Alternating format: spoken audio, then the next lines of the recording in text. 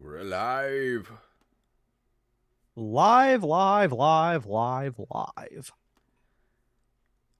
We're That alive.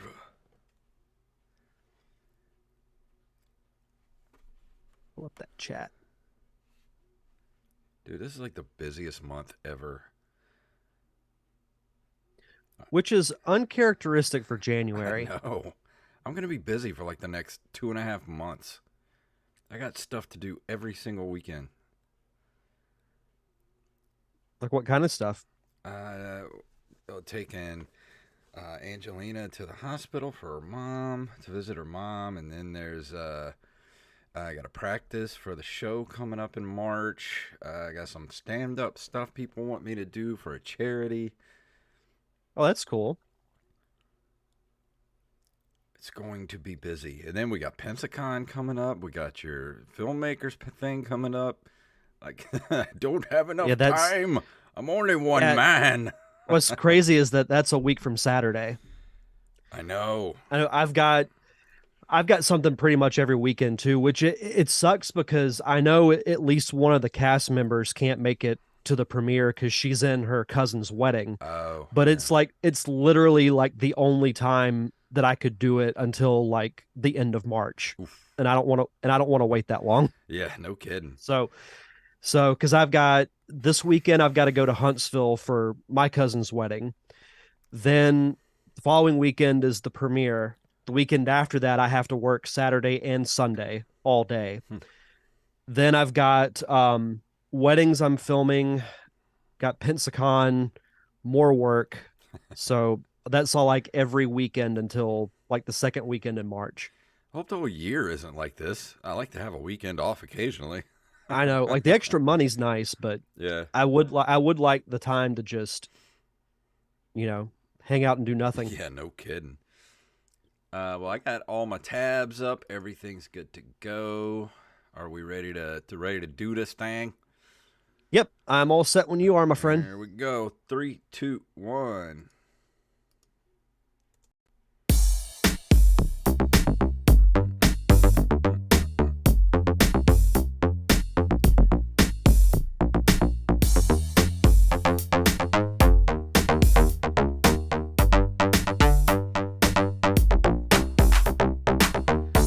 Greetings, programs, and welcome back to another edition of the Nerd Cave Retro Show. My name is Jason Robbins, And my name is Derek Diamond. and we're just discussing before the show how busy our lives are for the next 2 to 3 months. Which is weird because I feel like January is like the lull period of the year because everybody's coming off the holidays. No one really has any money to do anything. So it's just kind of like even, with work, it's not extremely busy, but for some reason this year it is. And it's crazy because we both have our weekends are booked solid until March, Yeah. which is wild because we've got, our individual commitments. The premiere for the feature is next week. Then I've got to work all of the following weekend, getting back into filming weddings so I can get some extra money. We've got Pensacon, so everything's just pretty solid for me. As far as Pensacon goes, do we have any news for what we're going to be doing for Pensacon yet? Nothing yet. Hopefully next week Okay. we'll have some confirmation. Awesome. Because I had a really good time with the panels we did last year. And there might Hmm. be a return of something that we've done in the past. Maybe something will be defended. Maybe. We'll We'll we'll just we'll we'll defend say something. that. But if I get the confirmation, which hopefully I will, in the next day or so, I'll make that announcement next week. Imagine this Pensacon will be a little bigger because COVID is pretty much. I mean, it's still going, but it's pretty much over at this point. And everybody's like, let's just go out and do stuff. Last year was pretty busy, but I have a feeling this year is going to be crazy. Yeah, and it's unfortunate that we don't have like a huge convention center because Pensacon's always been a little spread out anyway, but they've had to grow because it keeps getting bigger. Hmm. Now there's stuff going on all over downtown. And then You know, like without the hotel next door that closed down after the yeah, last storm, that's a lot of space that's they've lost as far as doing panels and things of that nature. it's still sitting there deserted. It's Hmm. been that way since Hurricane. I don't think it's ever going to open back up. And plus, it's been like a group will buy it with the intent to repair it, Hmm. then that falls through, then another group comes in, that falls through. So I think it's pretty much done. So But no, it's just been a ghost town. if any of our listeners are multi millionaires or billionaires and want to invest in some property in Pensacola, you could get the big hotel. What's that hotel? What's the name of the hotel The again? Grand Hotel. The Grand Hotel. You could buy that and get it open again and have a place for Pensacon to hold stuff. But I did like the room where we had our panel last year. It was Mhm. more of an intimate setting, but the room was pretty much full. Yeah. And we did the panel just like we do a normal episode of the show. I know we've done several specialty, like themed shows, but I like doing just the normal show Mhm. in front of people. So I think that's probably what we're going to do this year. Well, we'll keep you guys updated on when we get confirmation for everything, and hopefully we'll see you guys at Pensacon this year. And that It, is February 16th, I believe. let me pull up my calendar real quick. It's the last weekend in Okay. February. It's the 24th through the 26th. All right. So hopefully we'll see you guys there, and Yeah, we can get together and just have a little meetup and see each other and say hi. And that would be awesome if we could see you guys over at Pensacon. hopefully so. But I'm ready to jump into the news. How about you? Let's do it.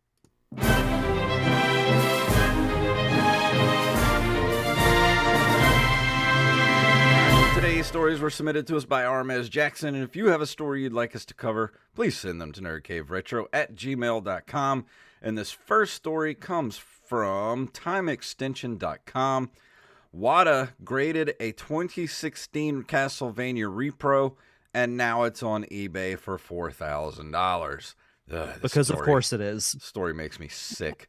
Topic of grading video games is a hot one right now, with some of the companies involved in the process being accused of artificially inflating prices and other shady business practices. If you don't know about any of that, just go look up some of the articles about WATA and some of the retro gaming stuff that's been going on with all the auction houses and everything. It's dirty business right now. And whatever your stance on the subject, the latest episode doesn't exactly paint WATA in the best light. A copy of the highly desirable Castlevania game Dracula X Rondo of Blood on the PC Engine CD-ROM recently went on eBay for a whopping $3,989.99. The reason for this insanely wallet-busting price, it's brand new and sealed. The other reason it has been graded by WATA, which after putting the game through its fair, detailed, and accurate grading scale, awarded it a coveted 9.2 Holy Grail mint grade rating. However, there's a catch. It isn't an original copy. It's an unofficial modern-day reproduction created by a company called PCE Works. The smoking gun in this case is a small plastic dimple on the lid of the CD jewel case, which isn't present in the original version of the game. And auction makes no mention of this, and in fact claims that this is the 1993 original. At the time of writing, the auction remains live, so it remains to be seen if anyone is fooled by WATA grading and sky-high price tag. This needs to be yanked down immediately. Why has eBay not pulled this down yet? So taking out the ethical side of this, which is the biggest deal, and I don't want to downplay that. I've said this before, and I'm going to say it again. Where are people getting the money to pay for these types of games? Like, I don't have $4,000 laying around to buy a fake Castlevania. I think this is a lot of speculators working together, especially like what happened with in the auction houses and WATA is they're all working together to drive the prices up is what they're doing. It's so shady. I I hate when we report stories like this. It's because of these people are the reason people think their crap is worth gold. Like that's why you walk into a retro game place right now and Super Mario Brothers Duck Hunt cart is like $15. Like why? You have 85 copies of it. You know why? Because they made like 30 million of them. That's why. It's not rare. Nobody wants it. Same thing with and I've said it a billion times, and probably on this show too, a billion times at least. Like when you go to a retro game shop or you look on eBay and people have the gold cart Legend of Zelda and they want like 60, 70 bucks for it. Like it's worth like $5 at the most. They made so many of those things. It's not rare. If you want a rare one, go get the gray cart one that they put out I was about later. to say that. That's the one they only made like maybe 1 million of those, if that. Like that was produced way later. Nobody had that one. That was like the what do they call it? The something series like that they put out later. They did the same thing with Metroid. They had the yellow cover Metroid. Those later versions of the games. Those are the rarer ones. Why are those not going for more? Yeah, I'd personally rather have the gray Legend of Zelda because you can't find it nearly as easily as you can the gold one. I mean, the gold one looks cooler, but like that was the norm for that game. Mm-hmm. People assume that because it's gold, it's a collectible. It is not. It's like I never It's just the understood why game. that N64 Super Mario 64 box, complete in box, went for like over 1 million, and yet Yeah. you still have, Nintendo World Championship carts out there. There's only like 30 of them in existence, and they're only going for like 80 grand. Why? Those are way more. Like those should be the ones going for 1 million. I just don't get it. I don't understand what is happening. I just wish there was a way to punish these people that are doing this. I really do. Them losing all their money is how it's going to punish them. Yeah. But it's like one of my mentors said when I worked at the PBS station here in town. Karma is like a boomerang. Mm-hmm. You're going to throw it out there and you don't know when, but eventually it's going to come back and hit you. Yep.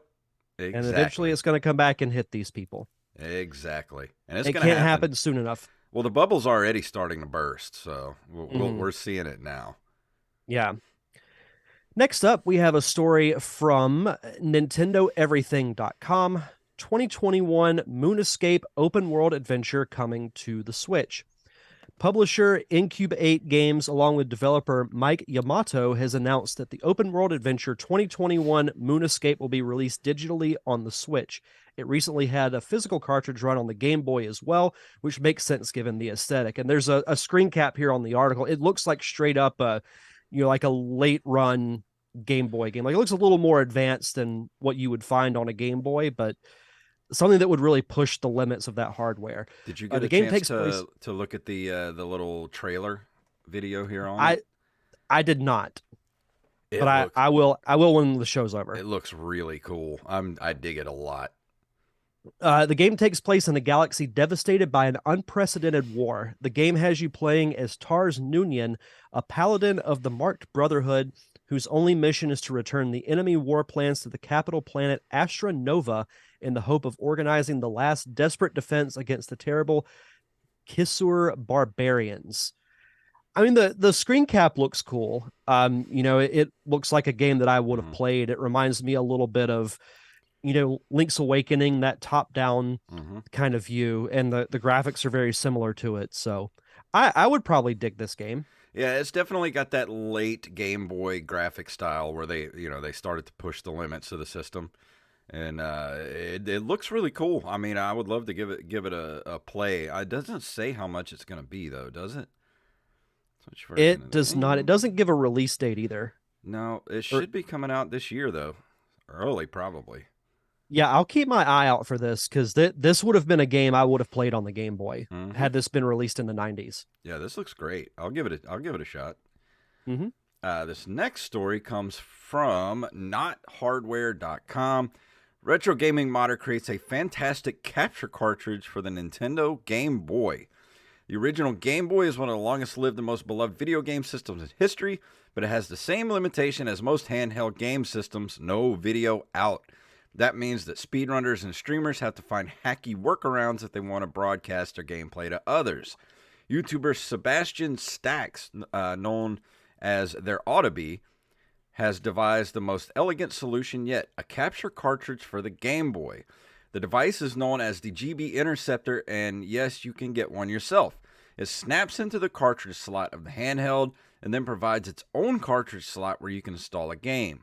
From there, you simply connect a USB Type-C cable to the port on the side and then wire it up to almost any reasonably modern PC. Presents itself to computers as a simple USB video class device, basically a webcam. That means it does not require any particular drivers or software, and you can capture the clean video feed using the capture software of your choice. This is awesome. I think we should do this, and we should do the show through the Game Boy. What was that? You remember the Game Boy, the webcam that not webcam? Yeah, the there was camera? a camera for the Game Boy. Yeah, Oh, I remember how that. cool would that be? Do like a special. We call it but the pea soup edition of the show. but we would have to not tell anybody, and then when people watch live, they're like, "What in the world is going on here?" It's really cool though. If you look at the some of the video on here, they have some YouTube videos on here, and it's really cool how it works, and it just goes right into Streamlabs or OBS or whatever you use, and you could stream your Game Boy to Twitch or YouTube, whatever you desire. If I had the time, I would love to stream some Game Boy. That would be awesome. I gotta find my Game Boy. Stream Link's Awakenings and Wario Land and Mario Land. That'd be fun. I'll tear apart my mom and dad's house, see if I can find my old Game Boy. It's got to be there somewhere. It has to be. It's got to be. Somewhere in that house is a lonely Game Boy gathering dust. It's just been waiting like those arcade machines in Tron Legacy. Yep. Our last story comes to us from our favorite site, NintendoLife.com. Taito Corporation preparing for 70th anniversary celebrations in 2023. It's crazy that they've been around that long. I know. The famous video game developer Taito Corporation, known for legendary arcade hits like Space Invaders and Bubble Bobble, will celebrate its 70th anniversary on the 24th of August of this year. To prepare for this epic milestone, the company has already kicked things off by opening a commemorative website and a special Twitter account. It was founded in 1953 and made a name for itself with vending machines and jukeboxes, and then moved into electromechanical games in the 60s. This followed up with its entry into the video game arcade cabinet in 73, and then Space Invaders came along in 78. That's a pretty monumental occasion. Mm-hmm. A business, much less a video game company, that has stayed around for 70 years. I would love to see. A lot of people don't live to be 70. I know. I would love to see a documentary about the company. I would love that. That would be really, really cool. I mean, they deserve it. To be around for that long, there absolutely should be one. Yeah. How do you go from vending machines and jukeboxes to Ninja Gaiden? Like that can't be a straight line. We would know if they made a documentary. Yeah, Norman Crusoe, gaming historian. If you're listening, there's one for you. Yeah, there's your next topic. But that brings us to the end of the news, and now it is time for this month in video game history.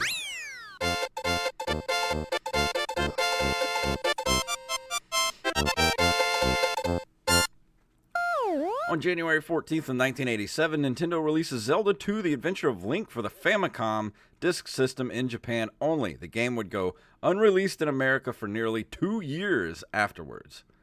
And that wasn't long enough. Yeah, I was going to say, and it should have stayed that way. I will still say this. If that game were not a Zelda game, it would have been much better received. Yeah, probably. I don't know. Maybe I should give that game another chance, but I don't know. I did, and I'm still good on it. Like I have no desire to ever go back and play it. Agalos did Zelda 2 much better than Zelda 2 did. I agree. Very much so. January 29th of 1996, 3D Realms releases Duke Nukem 3D for MS-DOS. I'm still waiting for the Duke Nukem movie with John Cena. I would that would be. Oh, I mean, you could watch it now. Just go watch Peacemaker. It's pretty much the Yeah, closest thing you could get to it. pretty much. But like that solidifies that he would be the perfect Duke Nukem. Oh yeah, I would watch that movie. Where's James Gunn? Like, send him a text message or send him a message. Yeah, I'll just DM him on Twitter and be like, "Hey, make this happen." Joey says Joey Image in the chat room says he just got an Amazon Fire Stick, so he's watching us on the big TV. That's awesome. Ooh, nice. See my ugly face on big screen. Yeah, sorry you have to see our faces on a giant TV, but still, that's cool. January 7th of 2000, publisher ASC Games shut down due to financial reasons arising with the ongoing delay of their upcoming game Werewolf: The Apocalypse: The Heart of Gaia. That's a mouthful. Yeah, I was about to say that's a very long title for a game. I've never even heard of that. I'm trying to remember what has AC Games made. Well, it says World of Darkness is a series of tabletop role-playing games. So I guess they must have been making a big RPG and just kind of let it crumble the company. Yeah, it says here that they made games for the NES, SNES, and Sega Genesis. But it doesn't have a list of the games that they made. That's not a good sign. Well, let's see. Games published. They published Grand Theft Auto? Really? That can't be right. All right, let's see. ASC Games. I've never heard of ASC Games. Grand Theft Auto either. for MS-DOS. Let's see. Oh, TNN Bass Tournament of Champions for the Super Nintendo. The sad thing is I remember that game. I never played it, but I remember it. Super Troll Islands for Super Nintendo. I don't remember that game. I do remember Ten Pin Alley, though, for the PlayStation. Super Troll Island should be remade, but it be about internet trolls. Yeah, it's about Twitter. Yeah. Twitter is turned into a dystopia of trolls. Interesting. Yeah, they made the MS-DOS version of Grand Theft Auto. I'm surprised. I might have heard of them before. I just don't remember. If that were a trivia question, I would have gotten that wrong. Exactly. I would have said Rockstar. Me too. Interesting.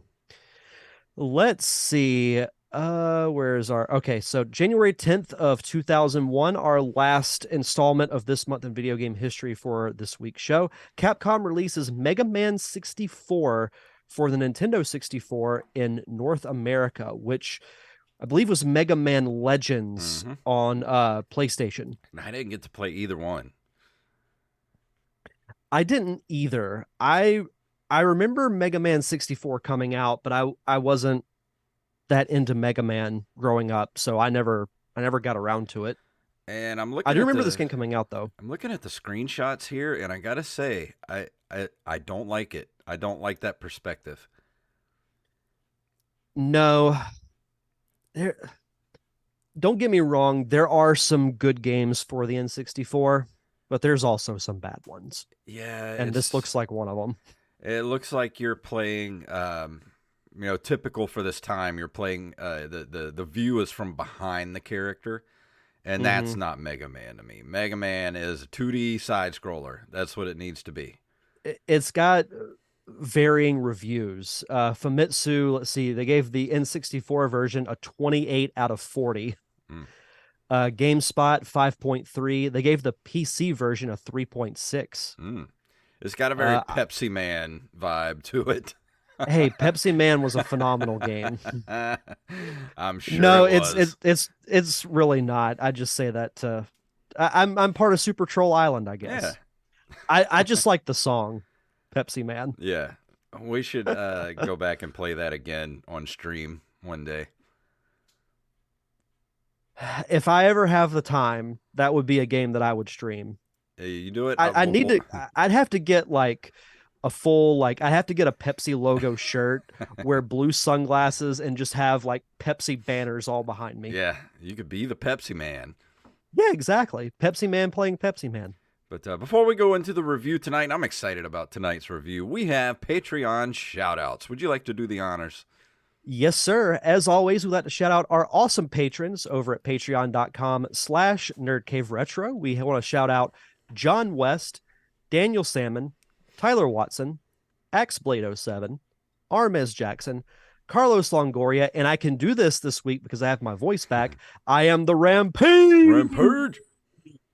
Staff Sergeant Sketch, Gus and Penny, Matthew Salmon, Joey Image, and Donna, aka Mama Diamond. Mama Thank Diamond. you all thank you all so much for your continued contributions and keeping the lights on for us here at the podcast. And if you could get us back to that $50 level, we will resume the fun commentary tracks that we've done throughout the years, like the Super Mario Brothers movie, Transformers the movie, Christmas Vacation, animated shows like Batman the Animated Series, Gargoyles, Darkwing Duck, live action shows like Family Matters. We've got such a smorgasbord of content in our archives that we've done for the commentary track. So we're only about $5, like $4 or $5 away from being back over 50. So we're very close.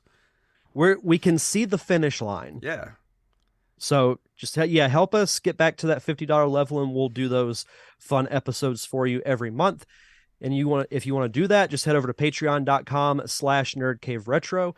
And for new patrons, be sure to send us your social media info, whether it's Twitter, Facebook, or Instagram, so we can give you a proper shout out. And tonight I will be talking about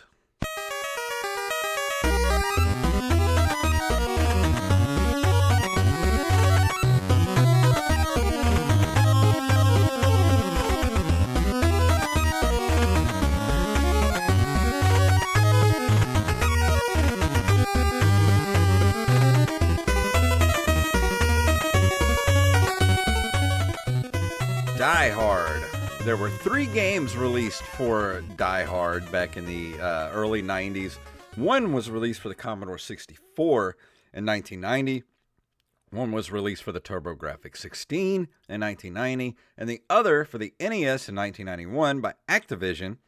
But the earlier DOS video game was created by Dynamics in 1989. Tonight, I will be talking about the NES version of the game. Its gameplay is based on the 1988 film, and during the game, the player rescues hostages and battles with terrorists from a top-view perspective at Nakatomi Plaza in Los Angeles. So the plot of the game, and I will say this about the game, it follows the movie pretty closely.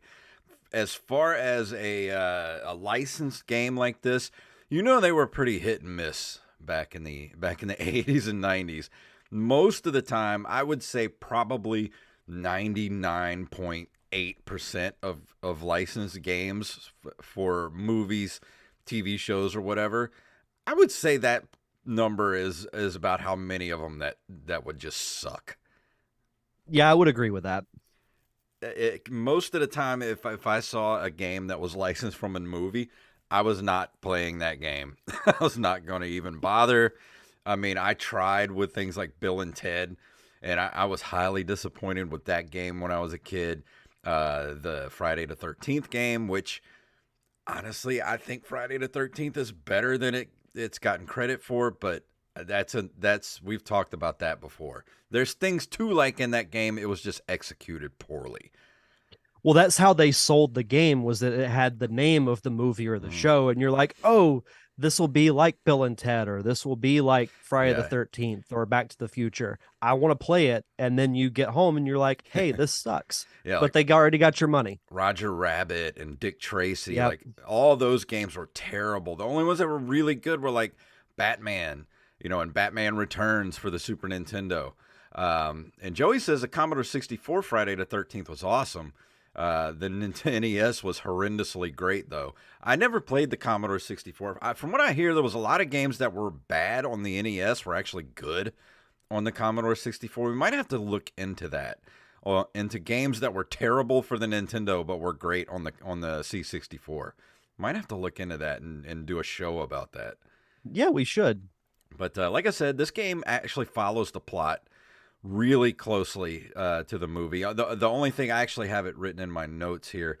The thing in the game is there are 40 terrorists in the game as opposed to 13 in the movie, which I can understand, because if you only had 13 terrorists in the game would be over really pretty short quick. Game. Yeah, because that's the plot of the game, is you got to take out all the terrorists. And of course, it follows the movie. You have to, and let's see, what did I say here? I said, this is a very early version of modern style gaming, which I was surprised by. It's semi open world. There's 5 floors of the Nakatomi building that you can explore. You can actually get to the 4th floor, which you actually have to take out the computer because there's a time limit to the game. You're doing it. You're trying to take out the terrorists, but the what was the tech guy that just died a few weeks ago? You know, the tech guy, Yeah, the yeah. quarterback is toast. That guy, he's steadily going through the layers of the vault, and you have to take out everybody before he gets through all those layers. So he constantly pops up on the screen every once in a while. I was like, I'm through the first layer or whatever. But then you actually you have to go through the building. You take out terrorists and you steal their radio. You get you can find a map of each floor. You go through and you actually gain access to once you gain access to the service elevator, then you can go down to the 4th floor. But you have to take out one of the terrorists to get a missile for the rocket launcher. You go take the service elevator down to the 4th floor, and then you take out the main computer of the building, and that slows them down significantly. So that buys you a lot of time in the game. And that's the cool thing about the game. Only has like I don't know exactly what the time limit is on the game, but that's something that wasn't done then. You know, like there's an actual time limit to the game to finish. A lot of people don't like time limits. With me, it depends on the situation. With this, I think it's actually good because when you have a time limit, it ups the sense of urgency. Like Yeah. you said it's semi-open world, but you only have a limited time to explore or Mm-hmm. really do anything. And what surprises me also, and I was going to ask you about this, with a lot of those adaptations of movies and shows, they'll take deviations from the movie or the Mm-hmm. show. So like it'll follow the story to a degree, but then different things will happen. Like I remember when I reviewed the Toy Story game, it follows the movie for the most part, but there are little detours that you will take, but then ultimately get back to the original storyline of Mm-hmm. the movie. So Yeah. I'm a little surprised that this was a pretty accurate representation. I mean, the terrorist thing, but that's understandable. But because, like you It, said, if it there's only 13, then the game's going to be over in 10 Yeah, minutes. and it's got a lot of cool little cut scenes in it that follow the movie, and the graphics for the cut scenes are excellent. I mean, they look just like the people from the movie. Of course, they did take a little liberty with Bruce Willis's hair. They gave him a little more hair than he has in real life. But yeah, you going through the building, and then you have Al outside on the radio saying, you know, I don't know who you are, but I'm going to do whatever I can to help you. And as you're going through the floors, he'll pop in on the radio every once in a while and say, hey, there's a guy on the 33rd floor west side. So you go down to the 34th floor, and like he helps you like find all the terrorists to take them out. And you also there's also, I wrote on here, there's time limit, of course. There's loot drops, which is cool because you go through and you pick up machine gun clips, extra ammo. You have your extra ammo, and then you have those little flashbangs that you can use that they had in the movie, like little pucks that you throw across the floor and they explode, those type of things. And you have 2 different health bars in this game. You have your main health, which gets lowered if you get shot or whatever, but you also have foot health, which is cool because you use up your foot health by running, and also you can everything, all the environments in the game are destructible, like all the glass paneling. When the terrorists come in, like if you shoot a window in the building, you can literally dive out the window and die and game over. That's awesome. And if you smash up, like you go into the computer room, and it's just like the movie, they shoot all the glass and you're walking over it and your foot health goes down to 0. And then you're just kind of like moving really slow. and there are two different ways to gain health in the game. Your main health is revived by drinking soda, which is such a 90s thing to Yeah. do in a video game. I gain health by drinking soda. Okay. All right. That'll cure a bullet wound is a nice Dr. Pepper, you know. Tell that to somebody in 2023. Somebody called Dr. Pepper. I just got shot like 15 times. You And almost made me do a spit take. when I was going through the building, and you can memorize where everything is. Like there are drink machines throughout the building, and you shoot the drink machines, and like 5 or 6 sodas will pop out, and they each give you like 2 or 3 health that you drink. But I was confused when I was first playing it because I was running across. I would find these health packs. And I would run across a health pack, and this little scene would pop up and says John uses the health pack to ease the pain in his feet, and that brings up your foot health. And then once that was full, I would run back over the health pack, but it wouldn't fill my health. I'm like, why is it not filling my health bar? And then I once I read up on it, and I read a walkthrough after a while because I was kind of confused about what to do. Once I read the walkthrough, I was like, oh, okay, the health packs are for your feet. The soda is for your regular health. That's a crazy detail that I would not expect at all from an NES game, Yeah. to have like specific health. But I love that detail, and for those that have seen the movie, they'll understand that. But that's really cool. Yeah, and that, like I said, I didn't really know what to do until I did the walkthrough. And in my notes I said I've heard people, and I have over the years I've heard people talk about this game, even the Angry Video Game Nerd did a video of this game like years and years ago, and I actually went back and watched it last night, and it was kind of unfair to this game, but he did have a point that it's not the type of game that's instantly.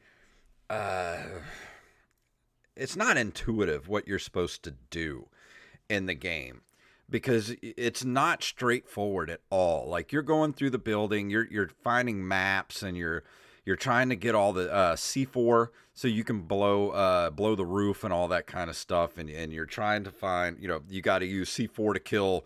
Was it Marco was his name, or the main the blonde hair guy in the movie that's so hard for him to kill? Like you have to use C4 on him because he's so hard to beat because he comes after you after a while. You have to get the detonators and all that stuff, but it's not linear. I mean, you're going up to the roof to call the police, and then you go back down and you go into you can use the elevator. There's a stairwell, and you're safe in the elevator, the stairwell, and also you're in the air duct like in the movie, but you're not safe in the air duct because once Hans figures out you're in the air duct, then they start actually shooting the air duct with you in it. So that one's kind of dicey to use to get through the building. But what I wrote was that the game's not intuitive, and I think that's one of the reasons why people didn't like the game. But if you have a strategy guide, or if you actually read the manual when you were a kid, the actual enjoyment of this game, if you do a walkthrough, the enjoyment ramps up once you kind of know what you're supposed to be doing.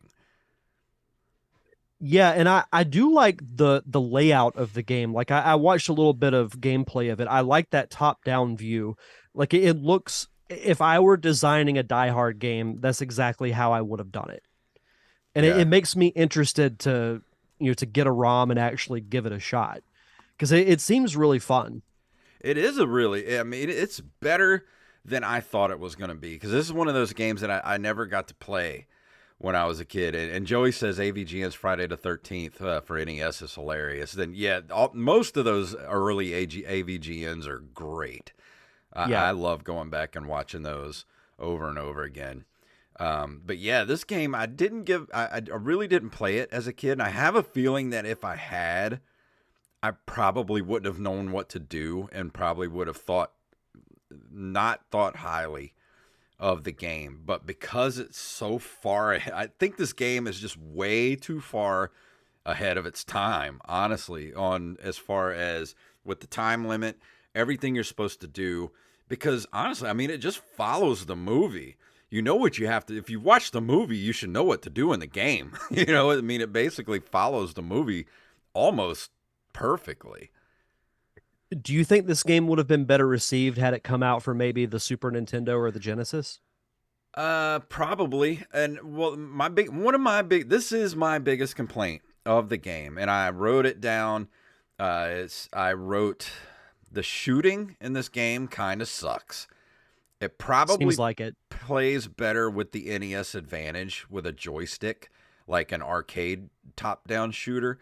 The D-pad never was great for this style of like overhead sort of run and gun type of game. It does it better in games like Gunsmoke, Jackal, those type of overhead shooters. But this one, and it kind of makes it feel like the movie a little bit because when an enemy comes on the screen, it's so frantic when you're trying to shoot because the only strategy in this game to kill someone is because what happens is they'll enter the screen, and a lot of this game is listening too. You have to listen for footsteps, and then you have to go searching around for people that are coming after you. But they enter the screen, they'll shoot, and then they'll run. So you're constantly having to like run these people, the terrorists down, and it's a bullet hell is all it is. Especially when you get more than 2 or 3 enemies on the screen, and they're all shooting you, and you're trying to dodge bullets and shooting them. So basically, you're just turning yourself in a circle shooting, and it's basically you're in a spray and pray situation until you finally kill them. That should be a new game genre, spray and pray. Yeah. I mean, that's basically So what it's so frantic when that's going on. so it's the literal definition of a run and gun. Yeah, exactly. I mean, you basically have to chase people down, use the pucks if you can, but they're kind of hard to.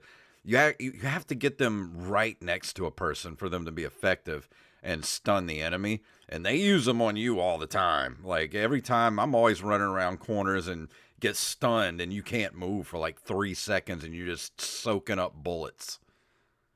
It sounds like a game that, however fun that it may be, it may have been better suited to come out a generation later. Yeah, I think so. But for what it is and for what the NES could do, I think they actually pulled it off for as well as the NES could.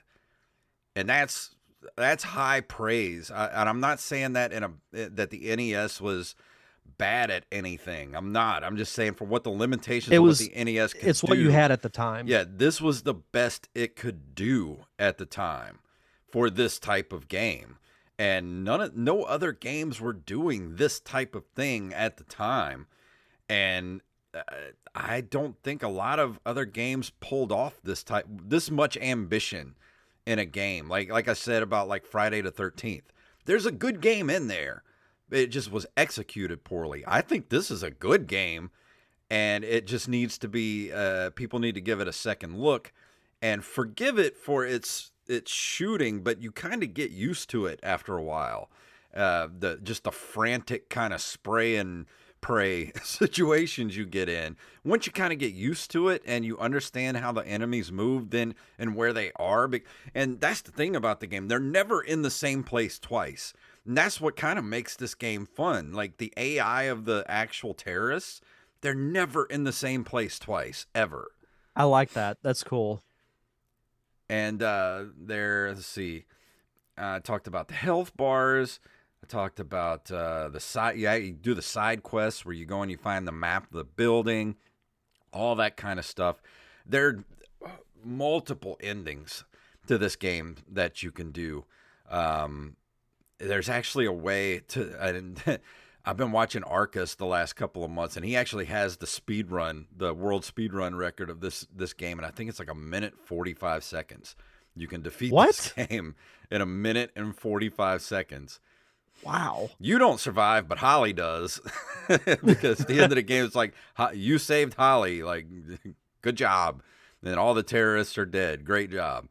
But the good ending of the game is pretty much exactly like the movie. You kill Hans, and then you and Holly are downstairs. It's not Marco. What is his name? The blonde guy, the terrorist, the dude he has to beat. Carl Carl. Yeah, Carl. Carl shows up, and then Carl Winslow shoots him, and then you did a great job. You saved the day. Congratulations. Game over. And that's and the Merry good ending. Christmas. Yeah, and Merry Christmas. And there are Christmas trees in this game, so on some of the floors of this game. So this is definitely a Christmas game to play. I mean, we've made the argument Die Hard is absolutely a Christmas movie, and this is a Christmas game. Yeah. And I really did like this game. I love the aesthetic of the game. I like the graphics of the game. The music's really good. There's different, it's not the same music through the whole game. Like it has different tracks that it plays throughout the game. Use of the stairwells and the elevator and the ventilation system going from floor to floor. The memorization. I like games where you kind of have to memorize where stuff is and go after the things you need to finish the game. I like that kind of stuff, and it did it really well for being an NES game. I'm glad that you have high praise for this game because, as we mentioned earlier, a lot of the adaptations, even after the NES, still weren't great. Yeah. So it's cool that this one specifically is good because this is a movie, like my parents love this movie, so I grew up with it. Mm-hmm. So I'm happy that the game adaptation is good as well. And it has a lot of replay value too, because of the multiple endings. And then you have actually you have a beginner and advanced, and Mm-hmm. I don't recommend playing advanced unless you're just nuts, because it takes on beginner it only takes one or two bullets to kill an enemy. In advanced, it is like they're just bullet sponges, and there are a finite amount of bullets in the game.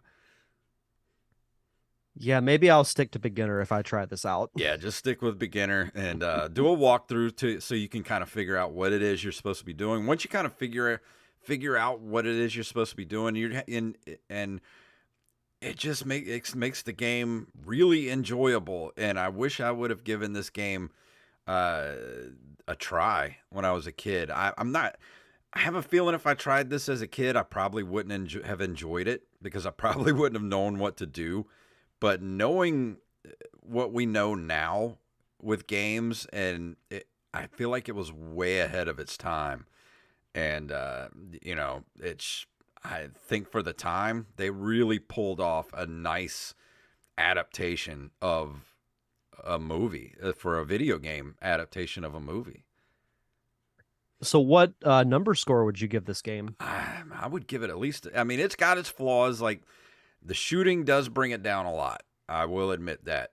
But everything else, I mean, this game is a solid C plus. So I would say a 7.5 out of 10. I think that's fair. And Joey says the That's very fair. wife said she was recently watching an interview with Bruce Willis where he says it's definitely not a Christmas movie. Boo. That's disappointing. Yeah. So here's my stance on that. If Christmas is an important aspect of the storyline, Mhm. it classifies as a Christmas movie. Christmas is important in Die Hard. Yep. Thus, it is a Christmas movie. I agree 100%. Plus, I don't care what anybody says. I'm going to watch it every Christmas Eve for the rest of my life. And that's It's not Christmas time until Hans Gruber falls off Nakatomi Plaza. Exactly. Exactly. But yeah, I give it a 7.5 out of 10. If you can get your hands on a copy, it's really expensive now. I looked up a copy to maybe get, because I don't have an actual copy of this game. And they go for like just a loose cart goes for about $150 on Wow. eBay. Yeah. That's wild. It's quite expensive these days. No thanks. But I grabbed a ROM of it, and in legal ways, for preservation purposes, Yeah, exactly. But yeah, I would love to get my hands on a copy of it. If you know anybody that has multiple copies and wants to let one go for pretty cheap, I'll take it off their hands. Yeah. Because I would love to play this with the NES Advantage. I think I would like it a lot better with playing on the NES Advantage. I think an arcade stick would serve this game a lot better. I think so too. But that's my review for Die Hard for the NES. I really highly enjoyed it, and I think they should do an updated version of it. I would love to play this on Switch with updated graphics and the analog stick. I think that would make it so much better. That would be fun. But that's going to bring us to the end of the episode. And before we go, I am giving it one more week on the VHS giveaway of our Street Fighter VHS. So don't forget to review or rate the show, screenshot it, and send it to us. I've already got everybody that's done it so far. I have it in a notes folder on my phone. And then next week, we're going to do a drawing for it live on the show. And so you got one more week to get us your screenshots of the Nice. ratings and reviews. Be excited to finally give away that VHS copy. I know. I'm ready to give it to somebody. Somebody that'll love it and squeeze it and give it a good home. I hope we get a picture of them actually hugging the VHS tape. Yeah. And don't forget, if you want to send us voicemails too, you can send us voicemails at anchor.fm/nerdcaveretro, and we will play them on the show. And let's go ahead and get out of here. And what's you got? Actually, we got you on Open Micers this week. Yeah. Talking about the return. In just 40 minutes. Yeah. Something like that. So Derek will be on this week's Open Micers, which will be out Wednesday, or you can watch us live here in about 40 minutes. And we'll be talking about the feature and the return of Derek Diamond Experience. Yes, sir. So tell everybody where they can find the Derek Diamond Experience. Yeah. So you can follow the show. Actually, you can go to linktree.com/DDiamondPodcast. I've hopped on the Linktree bandwagon. It's so much easier that way. Yeah. That has everything from YouTube, social media, podcast, everything's there. So just head over to linktree.com/DDiamondPodcast. The past 2 weeks, we've been doing a behind the scenes look of the feature. Our mutual friend Jeremy Branch has been filling in as guest host so that I can sit in with the cast and crew. We talked with the 3 primary cast members. That episode came out today. And then next week, we'll talk to the supporting cast, and that will lead into the premiere of the feature, which will be a week from Saturday. You can go to facebook.com/thefeaturemovie, click on the events page, and you can buy tickets from that link there. And it's been really good episodes so far. So if you're not listening to the Derek Diamond Experience, go follow him on wherever your fine podcasts are given away for free. Same with Open Micers, at Open Micers on Twitter and Instagram. And I think that's it. Anything else before we walk out the door? I think we're good, my friend. If you would like to email us, you can email us at nerdcaveretro@gmail.com.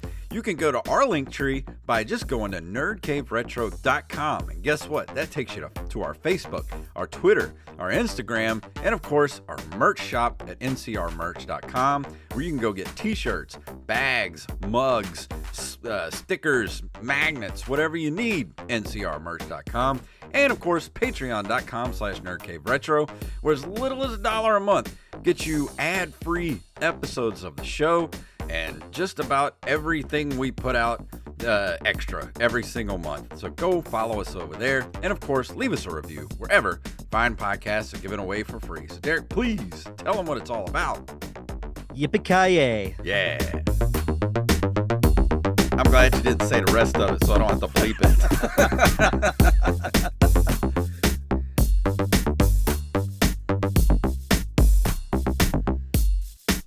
Come out to the coast. We'll get together, have a few laughs. And that's an episode. Nice.